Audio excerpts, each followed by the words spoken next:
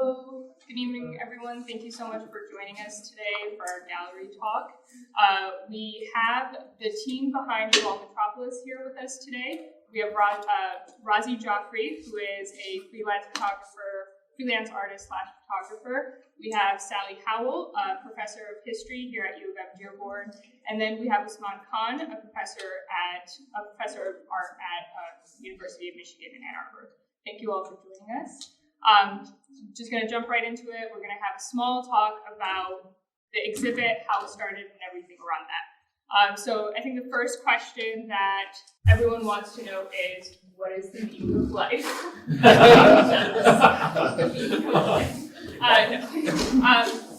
Really, what everyone, I think, is on everyone's mind is, how did this all start? Where did the Halal Metropolis idea come from? Was it a joint effort? How did this come about? So first off, this is Asma Baban, who's a research associate with the Center for Arab American Studies and working very closely on this project. So I have been doing research on the history of the Metro community when I finished my last book, which was a history starting around 1900 and ending around 1980. I wanted to do something completely different. I was so intrigued by how the Muslim community has really changed and grown in the last 40 years. And so I just started working on this, and I came up with this idea of the Halal Metropolis and the relationship between mosques and business districts and neighborhoods, and how you see all these places, especially in the city of Detroit, where like between 2000 and 2010, the neighborhoods that grew in population were uniformly neighborhoods where Muslims were making investments.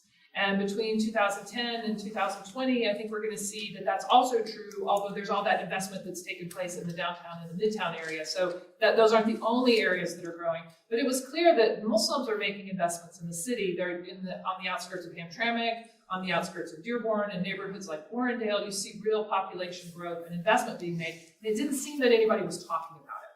So that got me interested in sort of thinking about what it is about these spaces, how in a community like Hamtramck, you have the Yemeni community sort of growing into Hamtramck from one direction, and you have the Bangladeshi community growing into Hamtramck from another direction. And suddenly Hamtramck is like a Muslim majority city, and most of the food there is halal food, and there are all these possibilities that weren't there before. But as I started working on this project, I met first Razi, who was looking at similar issues in terms of documentary film and photography, and we started talking about finding a way to tell this story to the public, kind of like getting out in front of my book. Unfortunately, the book is still in my computer. But as we started talking about ways to tell the story, we thought that wasn't enough to do the documentary work. We also wanted to talk about the aesthetics of this community and the depth of the contributions that the community is making. And so then when we saw Usman's work, he's an artist who was also working on themes of immigration and migration and sort of ideas of acculturation within the Muslim community as well, not looking at Muslims as strange, but looking at Muslims as local. So, once the three of us met and started talking, that's the origin. I don't know if you guys want to add anything. Yeah. Did individually, what were your intentions for the exhibit, for the project as a whole? Was there like one specific thing that you were really interested in getting across to various audiences, or was there more like a collective theme that you all wanted to tell? Well, I think that in the very beginning, the idea was much more humble than kind of where we ended up. The project kept growing more and more as ideas grew for it and as people were added to our team. I think in terms of the intentions for what we wanted the exhibit and the experience to be for people coming to it and experiencing it is kind of twofold. I mean, there's an audience that's Muslim that's coming to see the exhibit, and then there's an audience that's not Muslim. And of course, there's a relationship and a connection between the two. For Muslims, it feels very, the idea is to be affirming and validating. For non-Muslims, is to get a deeper understanding of who Muslims are, where do they come from, where do they live, what are their contributions, and a sense of diversity and nuance when they talk about or understand the community. So I think that's kind of where we were thinking about it. And for me, I think in thinking about this term Halal Metropolis, there's a reality, there's a kind of perception of what that might be, and a proposition also. So in a way, it's a little bit of this is a lot of research for me to actually understand how those three are actually at play. What is the reality? What are certain ill-perceived or well-perceived ideas? And then what is the ultimate projection of what it means to be in a Halal Metropolis? Not only just for Muslim Americans, but for the city itself, the area itself. And I think for me, just one thing I would add is this idea of the visibility of the Muslim community here, and what are the political and cultural consequences of that visibility, and also just getting at the idea that it's not, Muslims don't create the Halal Metropolis in a vacuum, they create it in relation with other people. So it's a very dialogical process. And that's something that I think we've really tried to highlight in the exhibit, not just the work of Muslim artists, but the reception of non-Muslims to their art, not just the history of Muslims trying to develop mosques or trying to be involved in politics, but also the history of the other people who collaborated with them in that process or tried to block that process. So we're trying to tell all of those stories at the same time. So currently we're seeing the Halal Metropolis. We've been in Detroit, we've been in Hamtramck, we were even out in Howell, we went to Cleary University. So can you all talk about those specific locations? We're here telling the story currently of Dearborn, but we've been in all these other places. So you all mind just sharing a little about those locations? Who wants to take that one? Well, I'll start. So at the get-go, I think that was part of the idea of this project, was not that it's a singular piece, but that it actually would move around and kind of address the different areas and the different communities. On one level, we all know kind of maybe there is a kind of Islamic, kind of Muslim kind of community, but there's also smaller communities that would be working by region or even culture. So part of that was also to look at the kind of microscopic level of each region, how it might be different. In Detroit, where we started here in this Detroit, which is close to the Muslim center, and focused on the African American Muslim history and looked at that community. Then in Hamtramck, as we know, this is as a kind of immigrant town, kind of much more an immigrant history of migrants, especially in Bangladeshi. Howell was probably the unusual one, but that's where the immigrants are going. The next step is that community will be having Muslims. They already have Muslims. There's a Naqshbandi Sufi order farm there, so there were already Muslims in that region.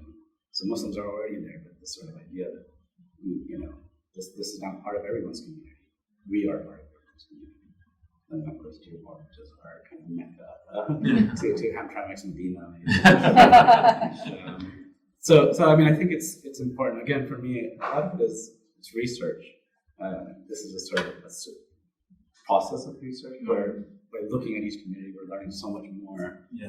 Just to take a step back, when I've been here about 10 years, and I know we were just having this conversation that there are very few Muslim artists that I know about. And now suddenly I know about so many in doing this work.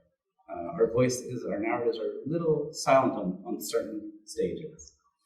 So in certain areas, the Muslim voice is quiet, and this is a chance for us to sort of amplify it, find solidarity. So a lot of that was, for me, is why it's important. The other thing I would add about the locations and the intentions behind the locations, we wanted to go to places like Dearborn, Ann Arbor, Hamtramck, places that are experiencing multiculturalism or have generally accepted it as a social good, as a reality. They're for it, but we also wanted to go to places where there isn't a lot of visibility for Muslims. So places like Howell, or the visibility has come through a type of tension, which is also a type of visibility for a community. Is when a community experiences anti-Semitism, it's a type of visibility for the Jewish community. If Muslims experience Islamophobia, it's a type of visibility for the Muslim community. And so we wanted to go to these places where these conversations hadn't happened, or they were happening in a much more antagonistic way.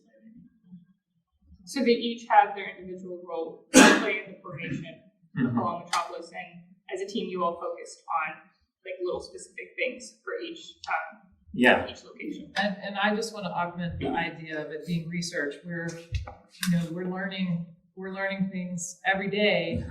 And I mean, I think the Halal one was an obvious challenge, but once you go out there and drive around, I mean, I think we all have this idea of Halal in our minds, and you drive around and it's really suburbia. It's just, mile after mile after mile after housing, new housing that's being built. And it's like a suburban community for Ann Arbor or for Rochester, or I don't know where everybody works who lives out there. But the interesting thing was, who were the Muslims that we encountered out there? There were a lot of professionals who worked there, doctors and that worked for the U of M Center there, restaurants. And, I was sitting there talking to this woman on the phone about how I can't find any Muslims in Livingston County. I was sitting in the parking lot of a restaurant where this muhajiba was like taking food in and out of the restaurant to people. She worked in the restaurant, But the group that we found out there, like we found that Dearborn goes out, that Camp Dearborn is it technically No. It might be right next to it. It's not quite in Livingston County, but it's next to it. And there's so many people in Dearborn, like Ronnie Berry, whose family has the oldest halal butcher shop in Dearborn. If you go in his shop, he's got a wall full of deer. The heads of deer on the wall, and even a stuffed bear on the wall. He hunts in Livingston County.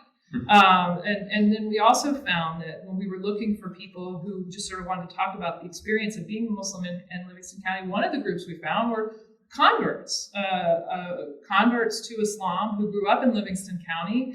And just because they became a Muslim doesn't mean that they want to give up on all the things that they're familiar with from living in the countryside in Michigan. So they're still hunters.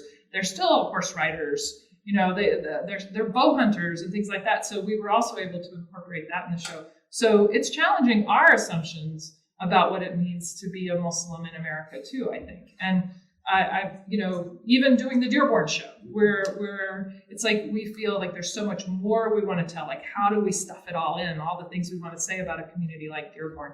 But even in the opening, people were coming and responding to things in the cases or things on the walls, and we're learning every day from the interaction we're having with people about the project. So speaking about locations, like I said, we're currently in Dearborn, but the history and the narrative that's being talked about and really presented in this exhibit, this iteration of the exhibit, is very much an East Dearborn story. And Sally, I know specifically that in your work, you're also interested in Melvindale and the South End region of Dearborn.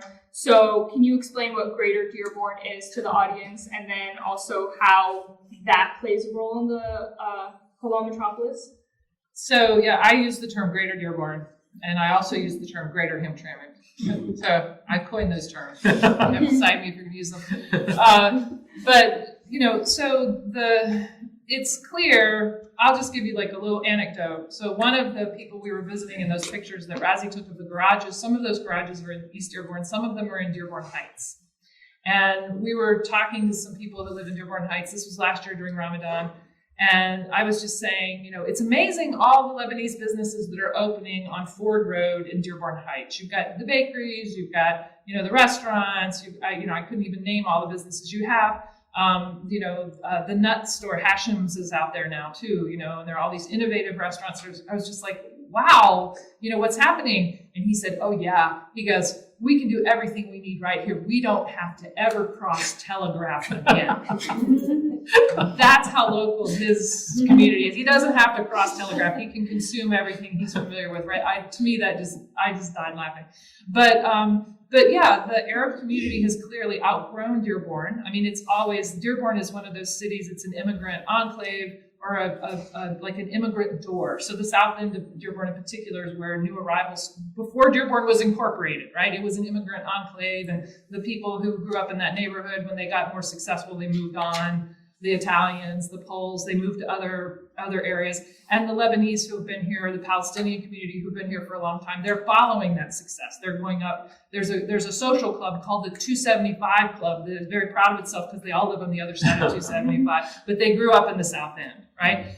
But despite that, there are people who are investing in East Dearborn or in Dearborn still, and we have all these new people who are coming to the metro area despite the travel ban, despite the economy of the region. Like I said, the growth that's happening in the metro area, a lot of the growth is coming from immigrant communities, and a lot of the immigrants who are arriving today are arriving from Yemen still. They're arriving from Syria still, despite the travel ban. They're arriving from Iraq. I mean, these are the three biggest recently growing communities, and they have in common with the earlier people the fact that many of them are refugees. They're displaced by war, whether they're technical refugees or not. So all those social problems that the Arab community had when it was limited to the South End, when it was a newly arriving community, none of those social problems have gone away. They're all still here. So I'm just, but they've expanded to Melvindale, to Garden City, to Dearborn Heights, to Southwest Detroit, to Warrendale. I mean, there is another Dearborn on the perimeter of Dearborn that probably equals the population of Dearborn in terms of the Arab community. So this continues to give vitality to the population here.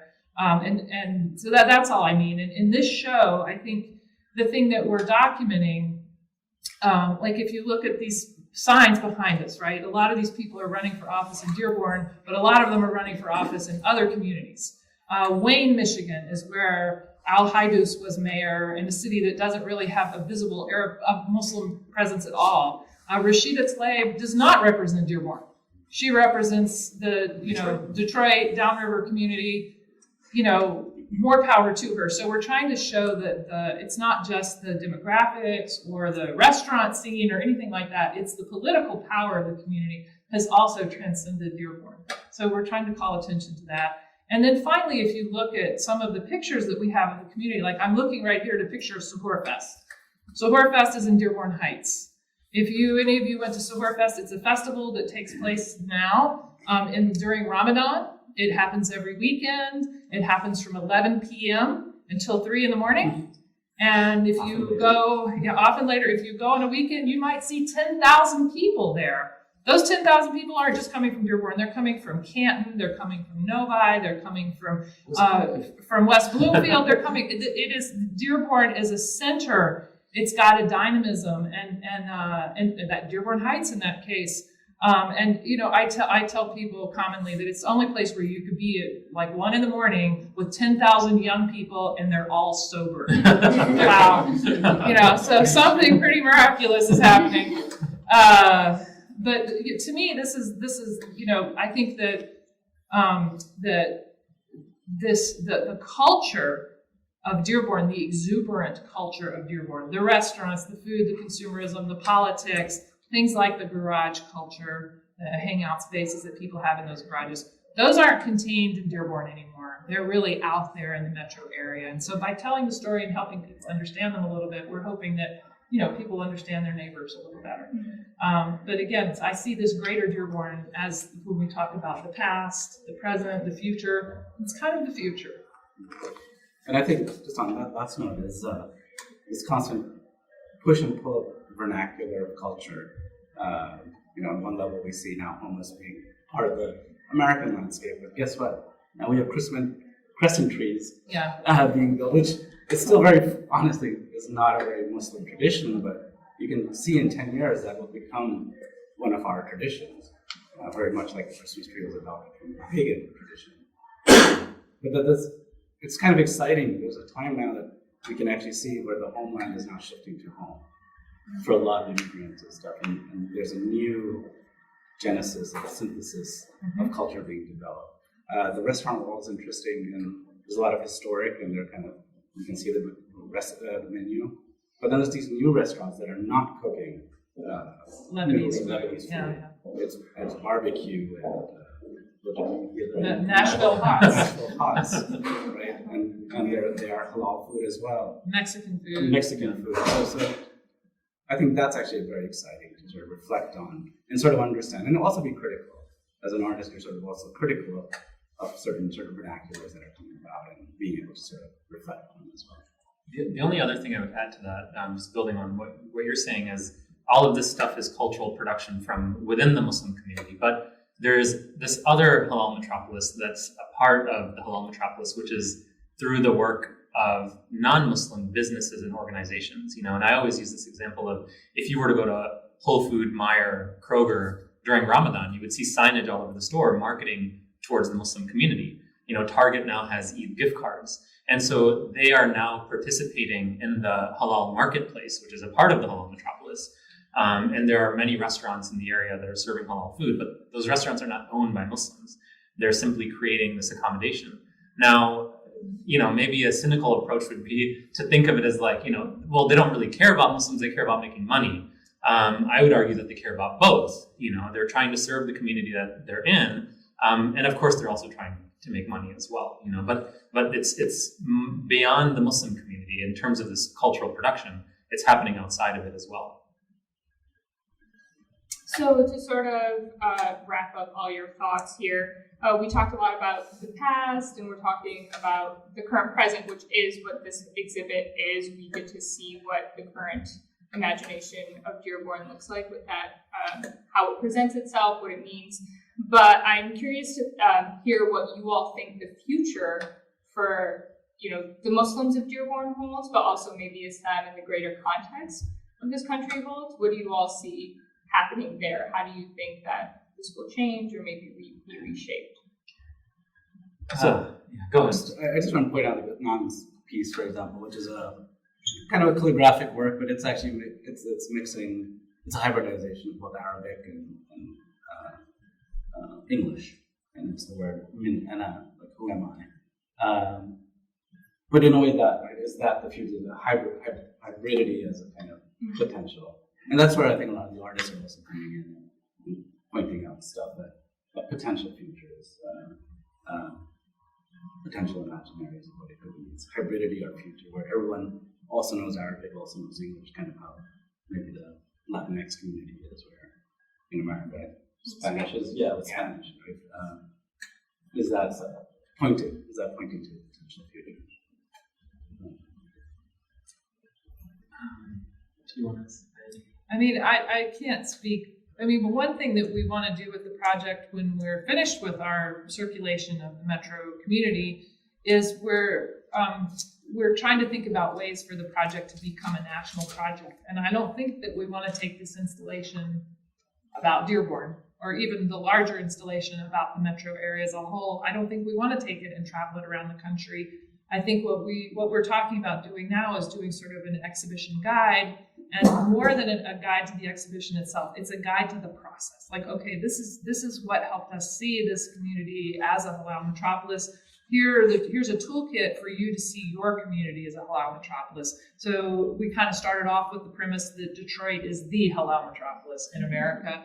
And I think that we all sort of feel invested in that idea, but it's obviously not the only one. So I think for us, that's the thing. It's like to try and encourage other people to find ways to share their narrative as well. And just like the history of Howell is different from the history of Dearborn, the history of New York is going to be different from the history of Chicago, and they're all different. And I think the artists help us see that and certainly the historical materials also really help us see that it's not a linear from A to B. It's not we started off here and now we're there. You take 3 steps forward, you just take a few steps back. Again, when we talk about Muslim visibility, it's not just Muslims seeing Muslims or friendly non-Muslims seeing Muslims. There's a lot of hostility to the Muslim community too. And anyway, so it's like, I don't know what the future is because I can't predict how that relationship between visibility and cultural efflorescence like we have here, or visibility and political power like we're getting here. I mean, we're still not there. It's still true today in Michigan that the majority of Muslims who work in state government are not elected officials, they're appointed officials. Right, so there's some barrier that Muslims are facing at the ballot box. So their political power is still, limited. And also, if you look at a city like Dearborn, the Arab community in particular, but the Muslim community as a whole is really diverse. So the Lebanese community is doing really well, and Rashida is famously doing well for the Palestinian community. But a lot of that Lebanese success is coming at the expense of Yemeni and Iraqi communities who don't have the same kind of access to political power. So I think that the narrative is complicated and the future is complicated, and there are a lot of things that are still being worked out. And I think our job is just to sort of call attention to what we, as 3 individual artists and scholars, documentarians as what we see, and to encourage other people to be having that same conversation in a more public way. The other, just like a few thoughts I'd add to that when thinking about the future, I think there's a type of duality at play when one thinks about the Muslim community, and it's almost like an extreme duality. And so, if you were to look at today, you have incredible cultural achievements. Dave Chappelle was just awarded the Mark Twain Prize 2 weeks ago, one of the highest cultural achievements in American culture. And you have Muslims across, now highly accomplished, winning Academy Awards and sports and all kinds of things. In politics today, 2 of the 4 members of the squad are Muslim women, and we forget that 10 years prior to that, we have elected other congressmen, Andre Carson and Pete Ellison before that. So you have on the one hand this level of high achieving Muslims, and then you look at the middle class, and particularly suburban Muslims of immigrant backgrounds are very entrenched and very established in the American middle class. Then the other side of that is that there's this reality that the Patriot Act still exists. Rendition has been a recent historical reality, and we have these recent existential threats to our community. The killing of Nabra Hassanein, Dia Barakat. You have Islamophobia that's still on the rise, and in fact, it's gone up even more so today in comparison to 9/11. So it is very difficult to predict what will happen in the future. But there's these 2 paths at kind of going alongside each other, and I don't know what's going to happen. But there's a type of utopian vision for the future. But then there's also this dystopian reality. And Muslims are part of both, to be honest. And I just kind of want to mention that to just add another element into that conversation about thinking about the future of Muslims, but perhaps thinking about the future of any minority community and the future of the United States. And another complication is, on one level, there's a solidarity of putting us all under the Muslim sort of banner, but it is made out of many cultures and very different cultures at the same time. Cultures that are foreign to each other. Yeah. Very much so, which makes it exciting, but also is another type of reality that we also have to kind of understand. And there's frictions within those communities, which I think here we didn't really bring out as much.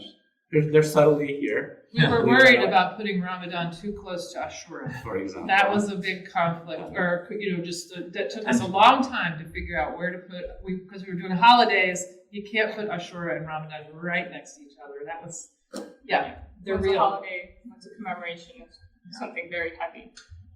And celebrated by 2 different kind of sects as well. So, or one is celebrated by everyone, one is celebrated by a particular sect. But those are, for us, this was kind of the first large sort of, Muslim topical exhibition in this region that I know of. So, we feel that, we're doing our best. It's a wide brush, trying to get as much to at least get the conversation going, to become part of the sort of fabric and the narrative of this region, because we are. And how do we also respond in other ways apart from just through the vernacular street? Through the cultural institutions, through the academic institutions, through the political, So we become part of the narrative. So I moved here about 10 years ago, and again, I felt Muslim narrative, it's present, but it was very quiet. And that's changing, and I think we just want to be reflecting on that change.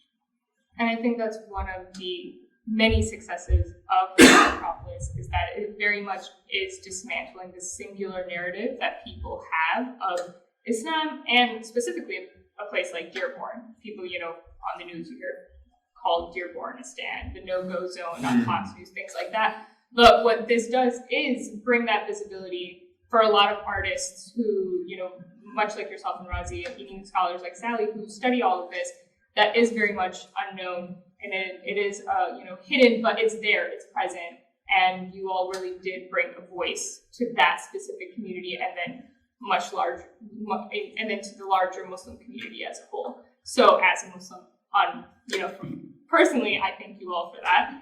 And then I'm sure that, the community as a whole feels very gracious for that as well.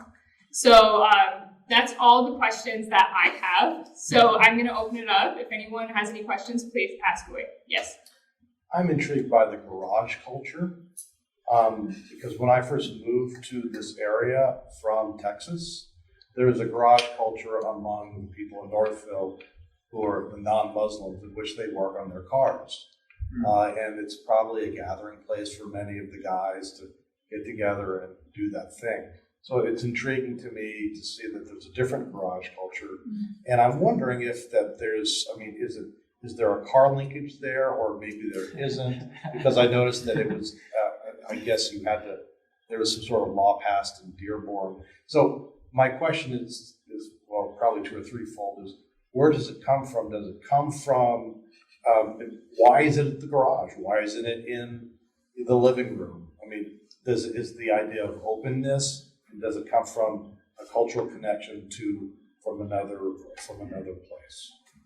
Right, so Left there, sorry. yeah, so I was supposed to be teaching a class this semester, a public history class, where my students were going to research basements and garages of Dearborn. That's the focus of the class. It didn't fly because I didn't get enough students to last. So hopefully you guys can help me recruit more students so I can get a full class in the fall.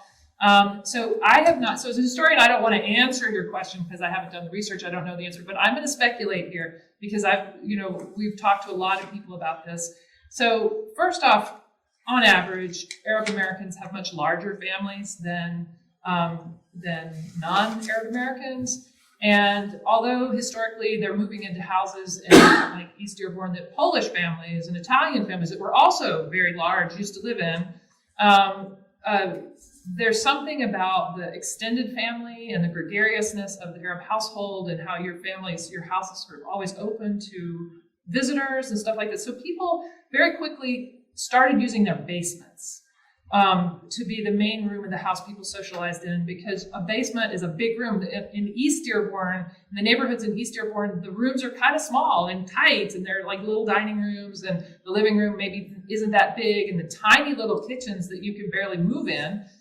So people found that if they put a kitchen down in the basement, then the mom could be cooking food with all her kids while they're doing homework after school, and if the neighbors come, you could have a big open space where everybody could be together. So first, the first thing I started noticing in Dearborn was, and writers, Lebanese visitors who came in the 80s, I can't think of his first name, there's a scholar from Beirut, his last name is Beydoun, who wrote a book about Dearborn. It's called Vintage Bale, Michigan. And he talks about going in to visit the homes of the Lebanese in Dearborn, and on the first floor of the house, everything was covered in plastic and you couldn't sit on any of the furniture. And maybe the kitchen didn't even have a stove in it or a refrigerator, but down in the basement, it was this big, happy, warm, welcoming space.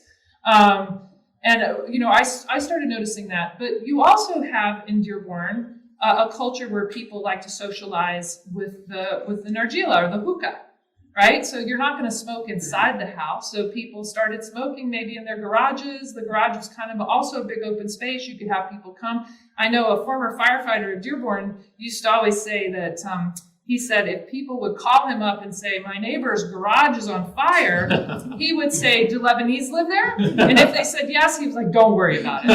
Because people went from smoking the nargila in their garages to, maybe on a day when it wasn't quite warm enough to be outside, they would be grilling in their garages. So they started grilling in the garage and it became a space. So, some people say they're the man cave. Some people say they're the sahra, the place where you have the sahra, where you hang out in the evening. But clearly they grew from here. And yes, the city of Dearborn did pass an ordinance recently because people were putting sliding glass doors on their garages to making it so cars couldn't come at all. They were putting fancy tile on the floor, fancy siding.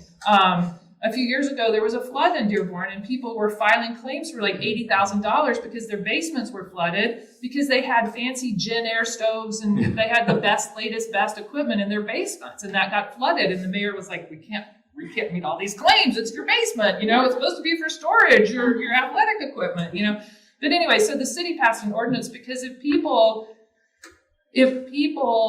no cars are in garages, right, and these families have big, larger than average families, and maybe each family has 4 or 5 cars, where are all those cars going to be? Fire trucks can't come and go from the street. It becomes a public safety issue.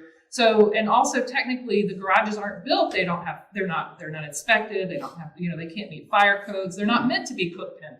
So the city did indeed, it was like the first big decision that was made by the Dearborn City Council when it had its first Arab American majority. This was like the first big decision they made. People were very upset. They wanted the Arab City Council to vote with the Arab community on this issue, and they didn't get that. But in Dearborn Heights now, they're doing the same thing. Dearborn Heights doesn't have such an ordinance, so you can go and see very fancy kitchens. And even in Novi, I saw a house in Novi, very big, big McMansion kind of house, 3-car garage, fancy leather couches, fancy stove. They have put a gazebo in front of their garage just to make it clear, but the garage faces the street. It's interesting. So in Dearborn Heights, you can walk during Ramadan from house to house and just greet people. And very often you'll see like the picture that Razi took of the young people sitting in front of the Lebanese flag. The college age people were sitting in the garage. The parents were sitting on the front porch. So this way you can have gender segregation if you want it in a household. You can have age segregation if you want it in a household. Hussein Dabages, I've been to political rallies in his backyard with more than 80 people. So it's an East Dearborn thing, it's a West Dearborn thing. It's becoming just an Arab American thing, an expression of local culture, and people are very proud of it. Some garages you can still park a car there. Other garages, you can't possibly park a car there. So that might be more of an answer than you want. That's great. Mm-hmm. Yeah, you had a question? Yeah, so I actually live in East Dearborn. I'm a transplant from not a Halal Metropolis. And every time I go outside of the Detroit area and people ask where I'm from and I say Dearborn and they're Muslim, they know immediately. Yeah. So thank you for also making that known to people who aren't Muslim in the region. My question is actually about the user experience of the exhibit after they leave. So I've been to the Detroit, we met there, been to the Hamtramck for the exhibit and then for the Muslim Pool event and now here. And I found that I have more questions when I leave, but there aren't as many resources available through Halal Metropolis or any other like external facing webpage essentially to help me figure out what's next, like media sources, books, academic literature. I didn't know if that was something you guys were thinking about for the users who wanted that. I guess what would you like to know? I mean, I don't even know. Oh, it's like so. the continuing education, that yeah. relate to the pieces in here, the artists, or where to find other interesting Muslim-y experiences outside of just the exhibit, stuff like that. I think that's a great idea. We've talked about it, but we haven't had time. Yeah. If you want to schedule it. Yeah. So it's been really hectic, but we'll be. Yeah, we didn't know what it meant to do different installations each place you went. We thought, we kind of just go with our toolkit and it would materialize. But yes, we absolutely, even here in the library and at Bank Sui in particular, we wanted to have like a book exhibit, but it just didn't happen. But we're working on that. When I talked about the guidebook we want to create, I think that's definitely that's our next step, is to create a resource guide. So thank you for pointing that out. And communicate with us. Please email us and tell us if you see things we should include or just things that you're interested in. Please let us know. We're pretty easy to get a hold of.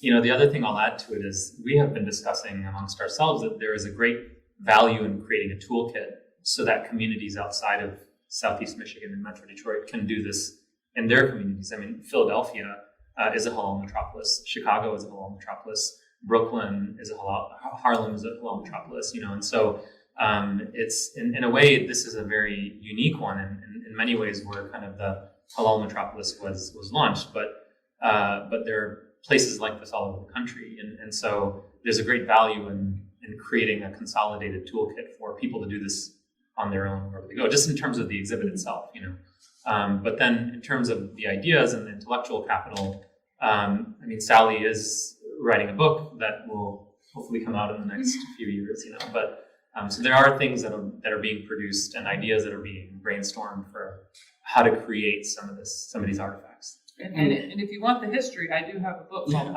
Old Islam in Detroit, Rediscovering the Muslim American Past, which came out from Oxford University Press, which, like I said before, covers the history of the community here from 1900 until around 1980. I'm very much like you were saying, it's a process. It's still research. Yeah. So you're right, we should share a lot of that stuff that's behind the scenes as well, which we haven't had a chance to actually put together. Will there be The a web, permanent the home? web. Just the one. Yeah. Yeah, On which the both cloud. of them has extended.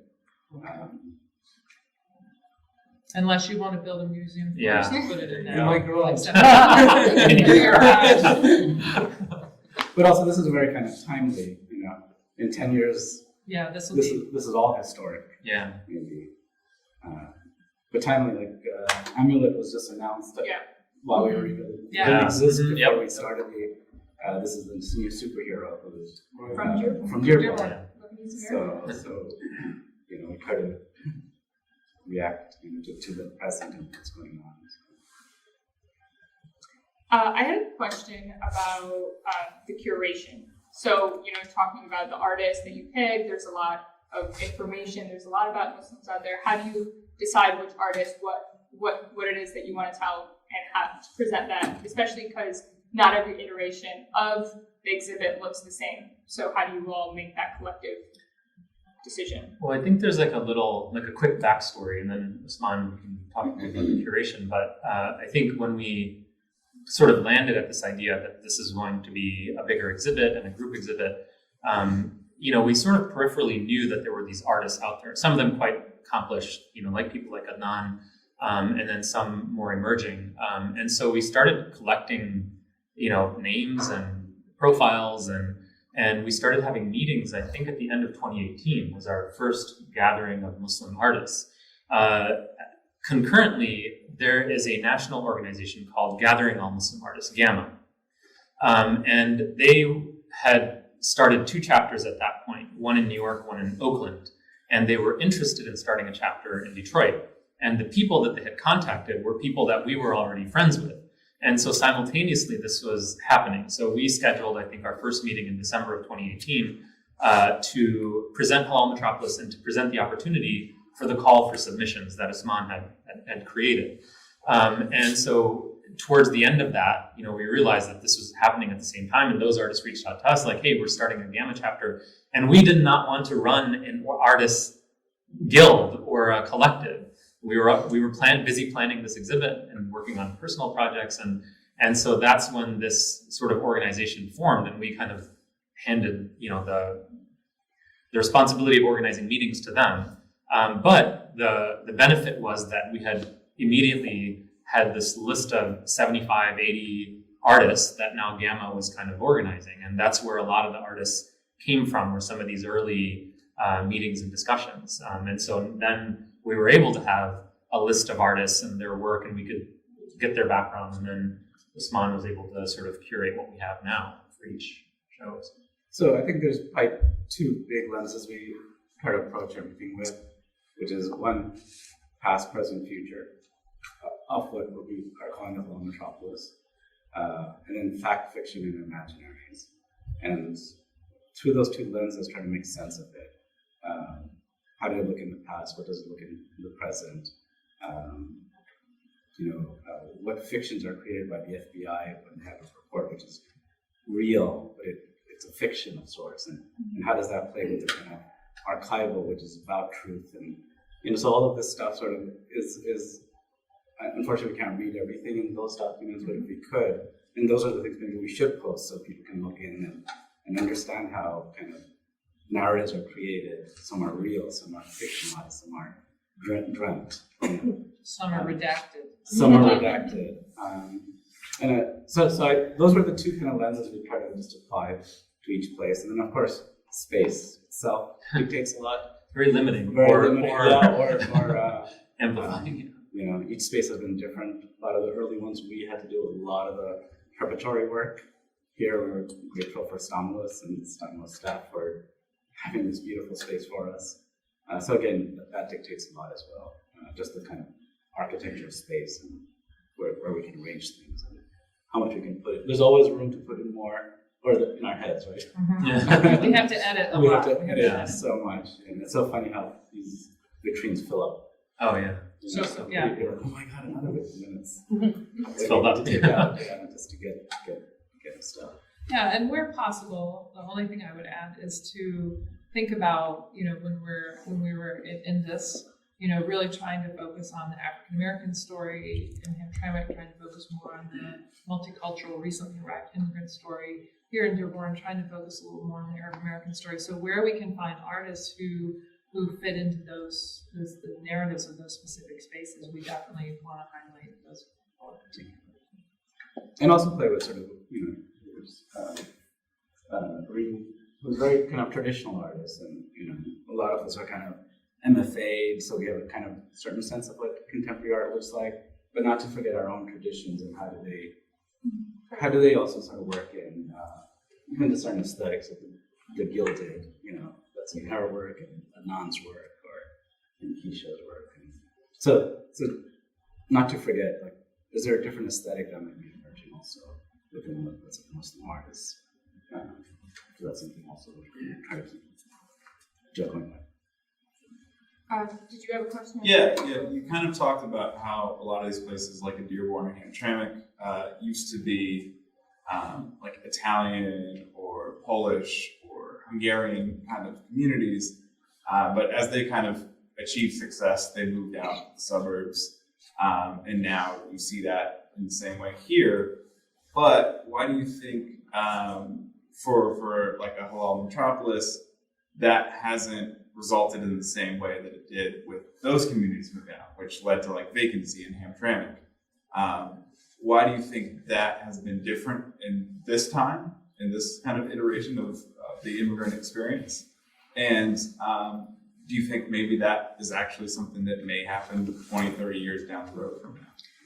So the why it hasn't happened, I mean, in a way it has happened because a lot of those Lebanese and Palestinian families that were first in Dearborn have moved on. And they were replaced by other Arabs, more recently arrived Lebanese or Yemenis or Iraqis or Syrians. But the main reason it hasn't is because when you're Italian and you move, you can, there are Roman Catholic parishes out in the suburbs that you can move to.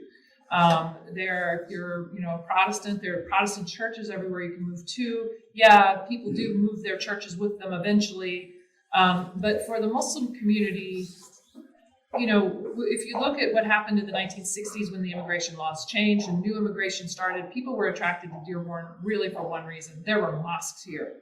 There were 2 mosques in the south end of Dearborn, and then eventually there were many more mosques in Dearborn, and now people are coming here because there are mosques here. And Hamtramck is the same. The imams there, when the recession happened and people started moving up Ryan Road into Warren and Sterling Heights and Madison Heights, the imams were freaking out in Hamtramck.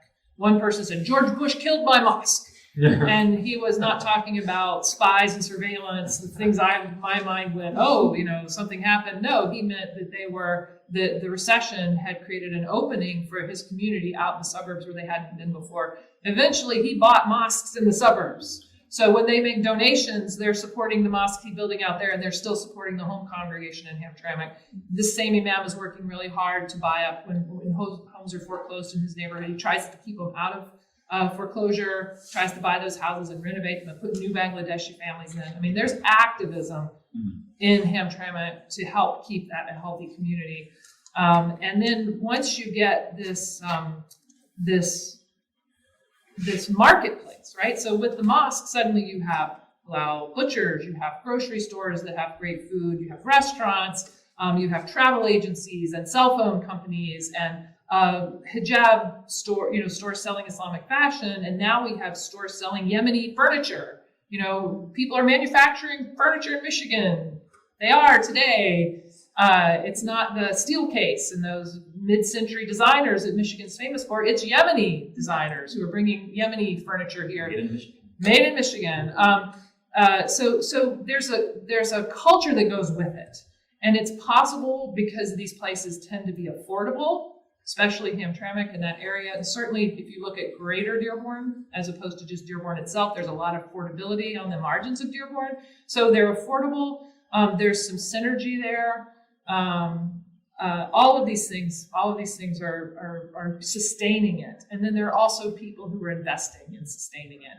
And once you get, especially for people coming from a place like Yemen, or maybe this could be true for the refugees coming from Syria, they're in that same phase that the Polish immigrants were in a generation ago, or 100 years ago now, a century ago, where they were kind of afraid of American society, a little bit uncertain. They wanted to be around their own kind. Maybe they didn't speak English. Half of the family might not speak English. You want to be around people who speak your language. So there's a reason for people to invest in these spaces, and they are investing in these spaces. Another one that might be more theoretical is the failure of the melting pot. You know, that assimilation actually benefited only one community in a way, and sort of quieted a lot of voices. So arguably, the melting pot is not the multicultural, but what does that look like, especially for Muslims in the post 9/11 scenario where we have to politicize? It's interesting to look at some of the historical photos where, in a way, they look no different. You know, they sort of adopt secular kind of aesthetics, but now not, right? Now there's a kind of almost political act to showing your Muslimness. So I think there's that aspect, which is a bigger one, a bigger kind of argument to what is America's future. Right. Yeah, when you lose your Polish accent, it's a lot easier to become. But there was a belief that you come here to lose the homeland and become an American.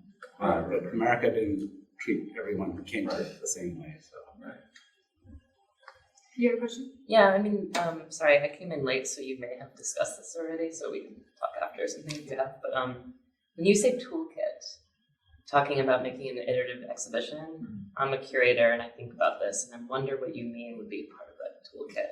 I mean, to be honest, we're not sure. You know, it's like, you know, we've done this 4 times now, and every time, you know, the one thing that we did talk about early on was how much we learn each time. And so I think the idea is that, you know, look, if you want to create something in your community that's outside of this region or outside of this area, you know, how does one go about creating a comprehensive exhibit like this, you know, and also recognizing the limitations of doing an exhibit like this as well. And you know, perhaps maybe some of the assets, some of the resources that we, you know, some of the foundations that supported us, you know, I think part of it is practical, part of it is theoretical, part of it is creative.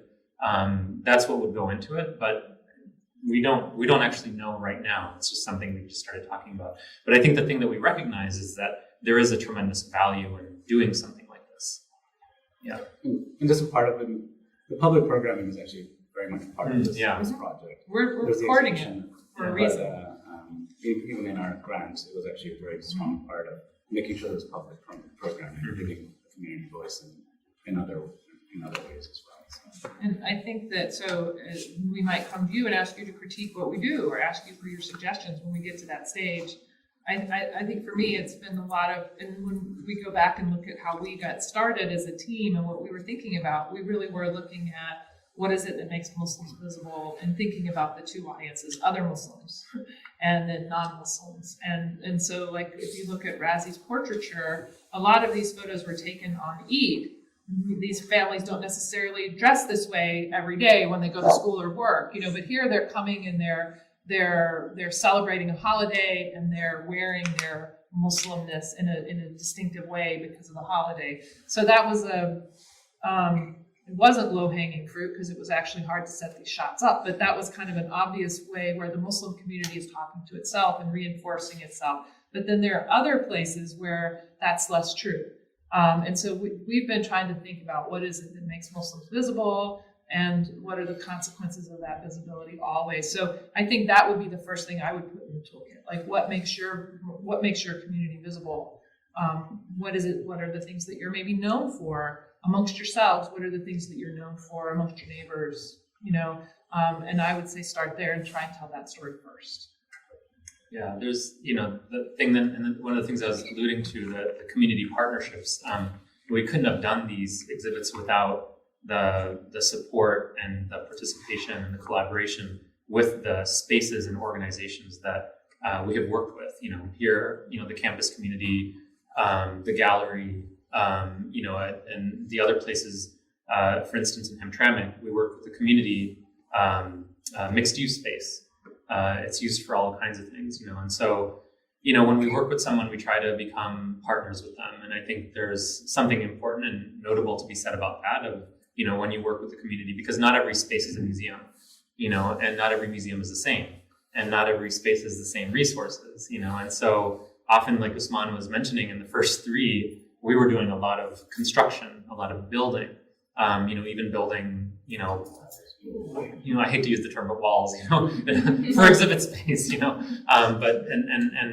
so there was a lot of physical labor that was involved in going into it. Here, the experience was totally different. We had a staff at the gallery, there's professional lighting, we can drill and install anything into the walls. So the experience changes from time to time. And each time we learn something new. But the partnerships, which are kind of, they're like less tangible. It's like hard to explain. Oh, use this form when it's like, well, it's different personalities. It's, how do you communicate? When do you reach out? You have this lead time. You don't want to tell someone you're doing an exhibit, 2 months before, and, we started in 2018, we were planning out to 2021, possibly 2022, even before that in 2017, so it's just, some of it is practical, some of it is like, less tangible, in terms of the toolkit, but. And I would mention that the partners don't just extend to these institutions as opposed to the politicians, the people who work for the politicians, the communities, the restaurants, the families that, welcomed us into their garages, all those people who decorated their porches. Just for us. One of the things, again, this is one of my zones of political activism. Dearborn annually has a holiday celebration where they award like best holiday lights every year at Christmas time to one house. And I think that they should have a second best holiday lights thing that they celebrate every year during Ramadan. So I'm actually talking to Susan DeBaja about this, the head of this. I'm like really pushing everybody I know. We got to have a Ramadan lights competition this year. The collaboration in the artists too, people who, have been with us in every show. They've been, patient and generous and let us use their work in every show, and people who are, actually creating new works because they want to have something new in the next show. I mean, the collaboration that we've seen is amazing, and we thank some people on the wall there, but that's just the scratching the surface in terms of the number of people who have helped and participated one way or another. And then the other thing that's still tricky is, how do you represent all these people have been so helpful, but also be critical. It's a tricky one, and not critical just to be negative, but that there's, like I said, it's not just this beautifully kind of perfect space. There's a lot of tensions and narratives, and how do we bring them out without hurting feelings as well? Because this is a community we're going to work with for the rest of foreseeable time, at least. That we're part of. That we're part of also. So it's that part we're still thinking through. How do you allow the two to come together? Certain issues that are raised that may offend people. Yeah, and that's again beginning. The Ashura and Ramadan is a good illustration of that. But there's other ones. And we have so much more material that we didn't use because, at what point do you overload something, or do you start to look at what you're doing? It starts to look like like you're stereotyping something, or I can't even think of the verb. You're going too far. Mm-hmm. And those are things we even like. Are we falling into our own stereotypes or not? These are just fun conversations we've had, and some of it is just putting it out there and letting the audience hopefully make those connections. Sometimes they are very subtle, sometimes not, but leaving it more maybe that way as opposed to being explicitly like, hey, look at this, look at that. Because you don't have headings, right? Not for a lot of stuff. Yeah, we so try it's and in there, but it's not explicit. Yeah, and if you read, especially in the history cases, I'm guiding you through that, but I try to be as minimal as I can. But we have a question for you. Yeah, I think this would be appropriate. You did bring up tensions before, and I don't know how much we want to talk about the tensions, but I was just thinking about the handcrafted Dearborn, but also maybe the South Asian Bangladeshi aspect. I mean, very different histories, right? And then on the other hand, the Dearborn Arab culture. So it's like, in terms of internal tensions, when you do this kind of exhibit, you meet people, you go into the different spaces. If you could just talk about some of the insights that you get with how different communities face each other, like the facing each other aspect. Just some little, whatever you think makes sense to talk about in the current context. Well, I think for me, the Hamtramck show was, in a way, the one where you see, so we tried to include the Hamtramck that we know from our relationships and our research and, our residency there, so trying to represent the diversity of the Hamtramck community. In some communities, I go across the street, there's a Yemeni furniture maker. I say, can I borrow some of your furniture for the show? And he kind of looks at me, but then another person who knows me comes in and says, she's okay. He loans us the furniture. Or I go to a Bangladeshi store and I'm like, I want to put some of these dresses on my wall, and he said, the last group who borrowed it ruined the dresses. And I'm like, we'll buy them if we ruin them. You just have to negotiate. But some of the people, I don't care how many times we went to them and asked for things, they weren't forthcoming. They didn't know what we were doing. They didn't understand it. They didn't support it. And then some of those same people would come to the opening and kind of be like, why isn't our community better represented? You're working with human beings, and we're all coming at this from a different place. And the thing that I loved about the opening here the other night was the kind of comments I got weren't, my community wasn't included. It wasn't that at all. It was like, I'm just trying to think of an example. Like this one institution wasn't included. You know what I mean? It's like you talk about these other mosques, you don't talk about this, we can't include everything, right? So I felt like they weren't criticizing what we were doing and saying you didn't represent my community writ large. They were saying, I love what you do, I want more. That it was that kind of response. So, but it is hard when the communities are so diverse, and they're diverse in terms of English language skills and educational background and class and all of these things. And I think the part of what we're doing by telling the stories of individual spaces is we're kind of like avoiding that thing that we're going to have to do at the end, which is in the end, we're going to try and do a show that is a meta show that brings together all these narratives. And in that case, we're going to have to do a better job we're going to have to try maybe to be representative in a way that we haven't had to try so far because we've been so bound by space. Yeah, and we're always concerned about which voices we're not representing, and we always know there's so many we aren't. But again, there's limits. There's the grander narrative. We do feel it's that first wide brush that we're doing, so we have to forgive ourselves that way. But and maybe it's not time for some of these tensions to be brought up actually, because that's not what is required. The other is that this comes out of response to a space saying it is time for the Muslim voice to be recognized. And at this time, a certain type of voice is required or needed. Tomorrow, another type of voice might be needed.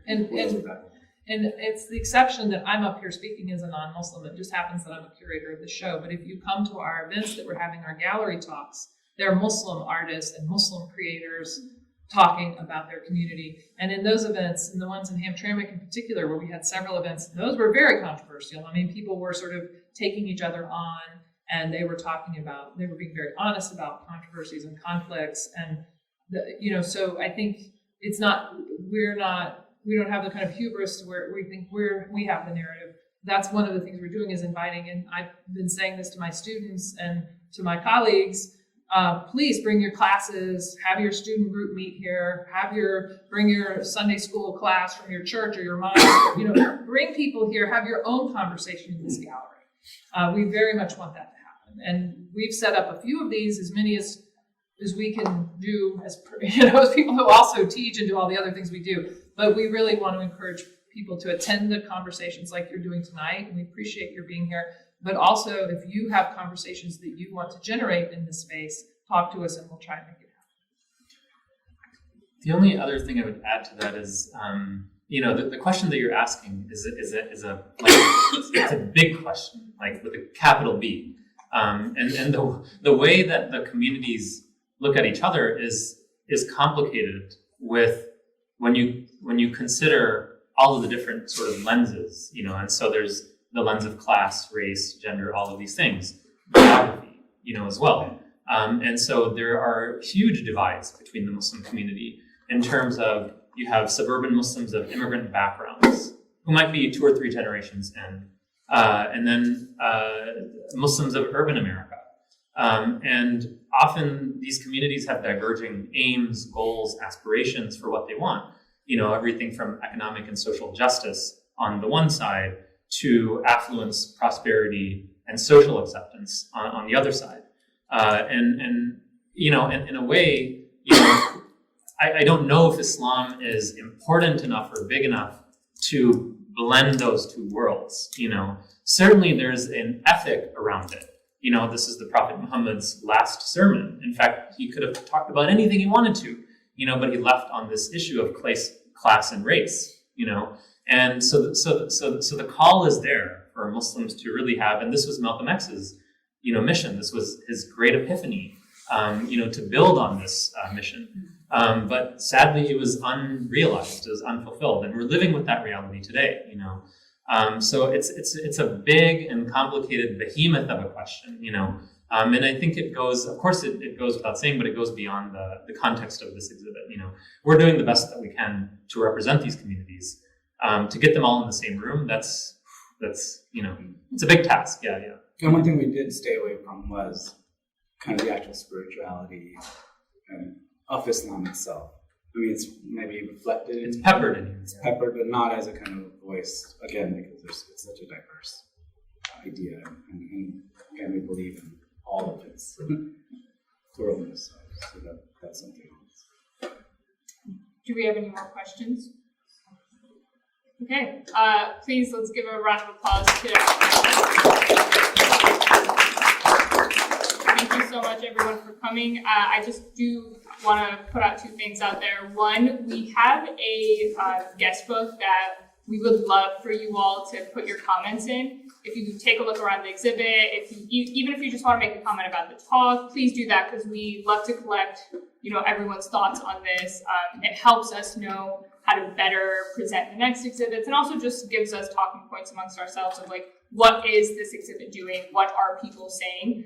So please do that. It's over there at the front desk. And then 2, we also have very active social media pages. So for those very hip people in the audience who are on Instagram and just social media in general, we have an Instagram page and a Facebook account. So please, and Twitter. And Twitter. Yeah. So you might know that. Semi-active.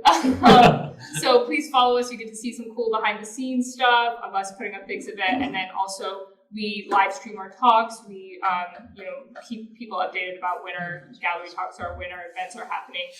So please also follow us there. Thank you again for coming. One more thing. Yes. We have baklava and water. There's no food and drink in the gallery, but we still have food and drink out in the, That will be just outside the gallery, Yeah. so we can hang out and visit with If you want to chat and enjoy some Shatilo. And for those who haven't, please take a look at the show. Yeah, Try to get exactly. the chairs out of the way. Yeah. All right. Thank you so much, everyone. Thank you.